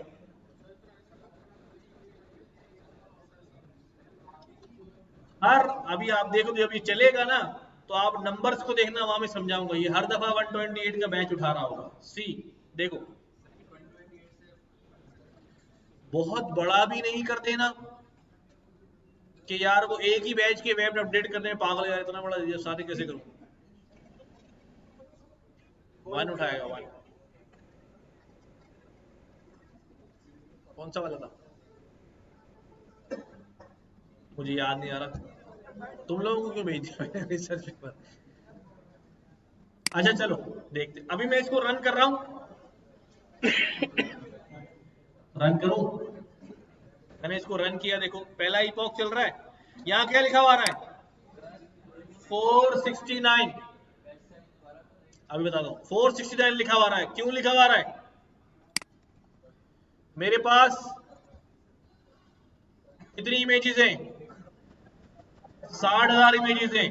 ये 469 इसलिए लिखा हुआ आ रहा है कि कितनी दफा वेट अपडेट होगा, 469, देखो डिवाइडेड बाय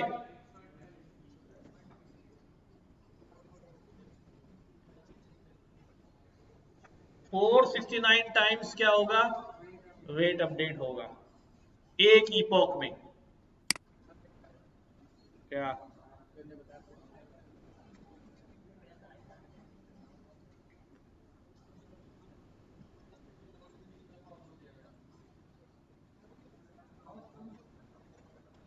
हैं?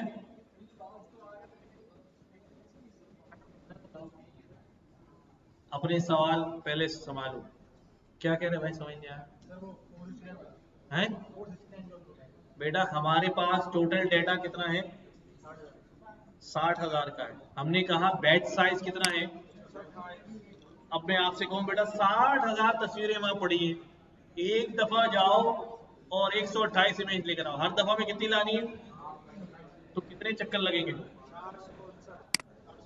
कितने चक्कर लगेंगे? तो हर बैच में जो चक्कर लग रहा है उसमें वेट क्या हो रहा है? अपडेट हो रहा है। तो मैं ये कह रहा हूं कि वेट भी कितनी बार अपडेट होगा? Sorry, 60,000 divide by 120। सही है?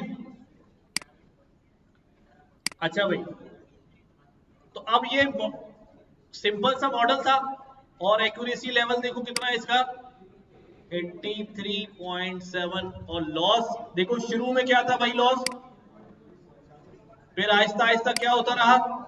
तो मॉडल सेल्फ लर्न कर रहा है, अपने आप को क्या करता जा रहा है? इंप्रूव करता जा रहा है, लॉस कम होता जा रहा है और एक्यूरेसी बढ़ती जा रही है।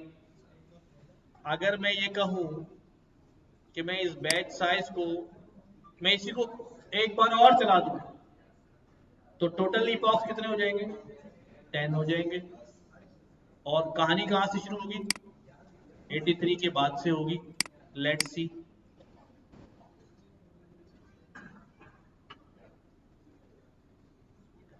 अब आप ये सोच रहे होंगे कि यार मुझे अगर 100% एक्यूरेट मॉडल बनाना है तो मैं 100-150 इपॉक्स चला दूं।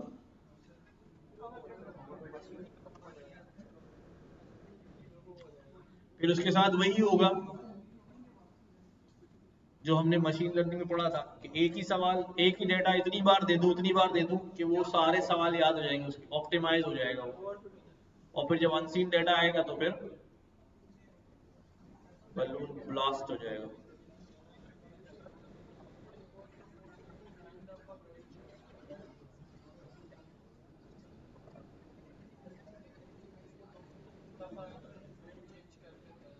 क्यों एक इमेज पे क्यों?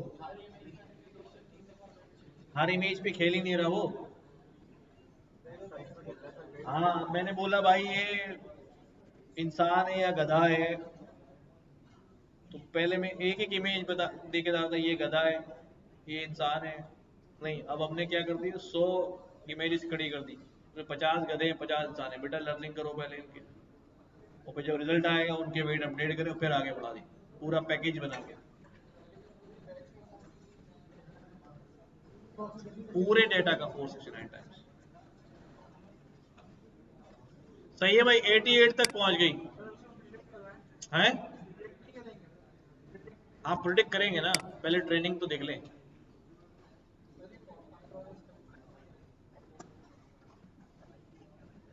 ऑप्टिमाइजर आरएमएस प्रॉप है, loss sparse categorical cross entropy है इसका, वो हम एक्सप्लोर करेंगे। मैंने आपको बताया था ऑप्टिमाइजर इज समथिंग जो क्या करती है, वेट्स को अपडेट करती है। लॉस फंक्शन इज समथिंग जो क्या कैलकुलेट करता है, लॉस कैलकुलेट करता है। एक्यूरेसी इज समथिंग कि कितने जवाब आए, कितने गलत हुआ। अब ये आरएमएस प्रॉप कैसे काम करता है, स्पार्स कैटेगरी क्रॉस भी क्यों यूज किया है, वो फिर अलग कहानी है ना, आहिस्ता आहिस्ता आएंगे। तो दिस इज ओवरऑल हमारा आर्किटेक्चर। अब मैं क्या करूं? हाँ, ज्यादातर जो वैल्यूज सेट होती है ना मेमोरी के लिए, वो 2 की पावर में ही होती है। ऐसा इसलिए होता है कि जो बाइनरी कन्वर्जन है फ्रॉम डेसिमल, वो 2 की पावर पे ही चलता है ना।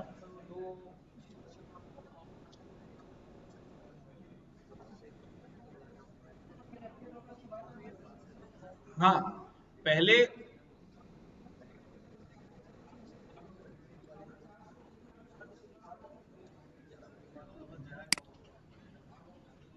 देखो भाई हमारे पास 60,000 है ना,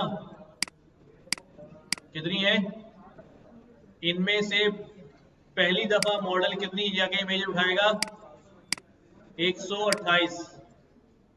और मॉडल को क्या कर दिया, फीड कर दिया। मॉडल ने जवाब निकाले, सही या गलत पता नहीं। अब मॉडल जब सही या गलत देख लेगा तो दोबारा ऑप्टिमाइजर क्या करेगा, वेट को चेंज अपडेट करेगा। तो उसने दोबारा अपडेट करी, अपडेट कर दी है वेट।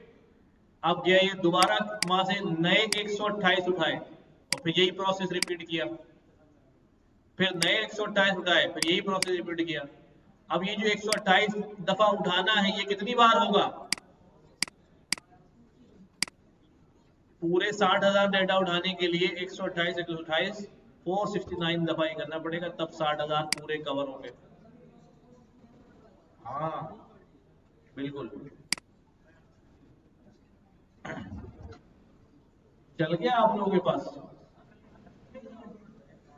बस लिख लो यार, अब मैं थक गया हूँ गला बिल्कुल जो है ना, जल्दी से लिख लो।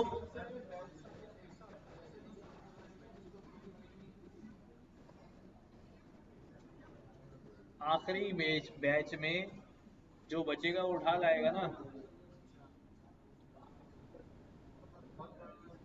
नहीं क्यों हो जाएगा, क्या कैलकुलेशन लगा रहे हो बच्चे, इधर देखो 60,000 है, ठीक है, 128 468 दफा जब जाएगा तो फिर तो 128 मिल रहा होगा, ठीक है। मैं 128 को मल्टीप्लाई कर देता हूं किससे, तो 59904। आखिरी बैच में कितनी बच गए, सिर्फ 96 इमेजेस रह गई, तो आखिरी बैच में वो 128 नहीं उठाएगा, जो बची होंगी 96 सिर्फ वही आएंगी, समझ गए।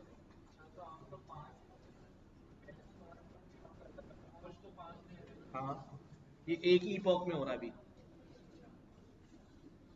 ये काम जो हो रहा है ये एक ही इपॉक में हो रहा है, फिर अगले इपॉक में दोबारा हो रहा है, देखो तो गौर करो ना, ये इपॉक 1 में हुआ है सब, सही है, फिर इपॉक 2 में दोबारा हुआ। ये लिख लो भाई जल्दी से यार। अबे गरीबों, थोड़ा तो कोड लिखा करो। अच्छा दे रहा हूँ, फाइल शेयर कर रहा हूँ, रीरन करो भाई।